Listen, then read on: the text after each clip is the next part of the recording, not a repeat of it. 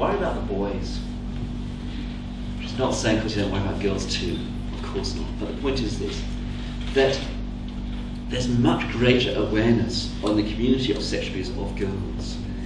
If the 35-year-old pastor who was a single man took an interest in your 15-year-old daughter, wanted to go off on dates with her,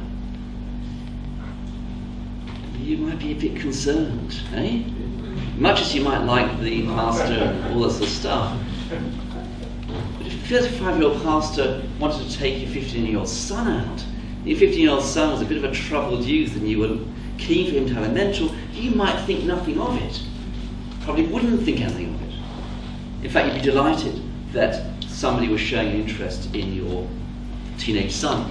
And that is why I think in churches, boys in particular are so much more at risk. The findings from the Anglican Church study were dramatic and completely surprised us. We found that 3/4 of all the complainants were male. 3/4. This was 191 cases across the country that we examined, 180 complainants, 135 individuals. This is at the bottom of the screen there. 3/4 of the complainants were boys. The Catholic Church, very similar. There's been a massive study done in the United States, which found sort of 75 to 80% also were boys. And pretty much all the studies of abuse in the Catholic Church give you that sort of statistic, and boys between about 12 and 15 years old being the major victims. Now, there's been a lot of discussion, as you can imagine, in the Catholic Church about celibacy, and is that the reason or linked to the abuse of boys?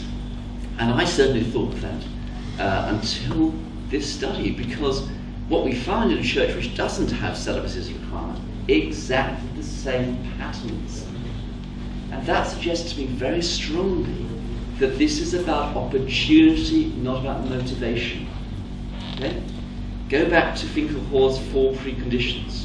The person who's been motivated to sexually abuse a child. There's been a lot of discussion about maybe because of the requirement of celibacy, that it arrests psychosexual development in teenage boys who are motivated to go on to the priesthood or become brothers, and somehow that distorts their sexuality, and that's what motivates them to abuse boys. Or possibly, but what I think the Anglican Church study suggests is that it's number 3. The external barriers must be overcome, the access to a child, and that's much easier in churches, whether it's the Catholic Church, the Anglican Church, the Baptist Church, the SDA, whatever. Much easier with boys than with girls. I mean, in the Anglican Church, the Catholic Church, more under the Catholic traditions, you have altar boys. You also have altar girls, but again, I think parents are just a bit more protective about girls and find it more unusual to have older male relationships with teenage girls, but with teenage boys as part of the rite of passage, as part of the good thing about the village raising the teenage male child. Boys are particularly vulnerable, it appears, in our churches, and we need to be aware of that, and also that boys are much less likely to speak up. The average length of time before the men in our Anglican Church study disclosed was 25 years. 25 years. For many of the women that was true too, they took 20 years, but many of the girls reported it immediately or within the first few months after it happened. So you got quite a lot of disclosure by the girls early on. Remember, there weren't all that many of them. But with the boys, there was almost no disclosure early on, pretty much none, and the average was 25 years. And this is true of a lot of other research. I remember very well talking when I was writing the book to a woman who had been abused by her great uncle, and all the siblings, 4 children, 3 girls and 1 boy, had all been abused by this man. They didn't know that when they were kids. The first one disclosed when she was in her late 20s. The second girl in her early 30s. The third girl in her late 30s finally admitted to each other they had been abused. And the man?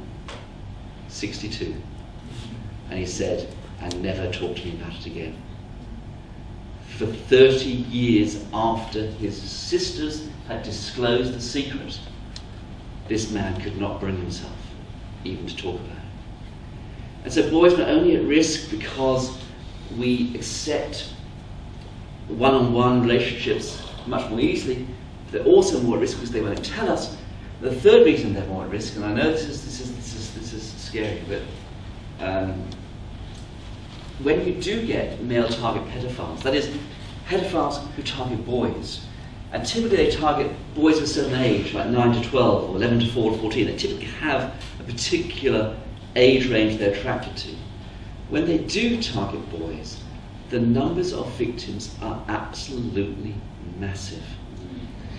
In a very famous study done in the United States by a man called Abel and his colleagues, he managed to get permission from the US government and through various means to talk to sex offenders who had not been imprisoned, who'd gone for treatment programs, and to get them to freely talk about their abusive patterns on the basis that they would not be charged, that they would not subpoena the records.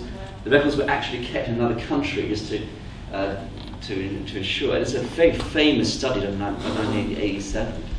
And what they found was that on average the men who targeted girls had 20 victims, which is horrifying.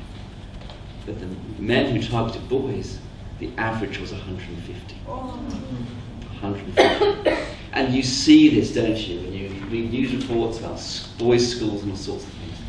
Often when a victim comes forward, it's just the tip of the iceberg of the history of abuse that has gone on. If I hear about a boy being sexually abused, well, frankly, whether it's a boy or a girl, I'm always thinking there's more. I would rather think that lead them that way than assume otherwise, quite frankly, but particularly with sexual abuse of boys.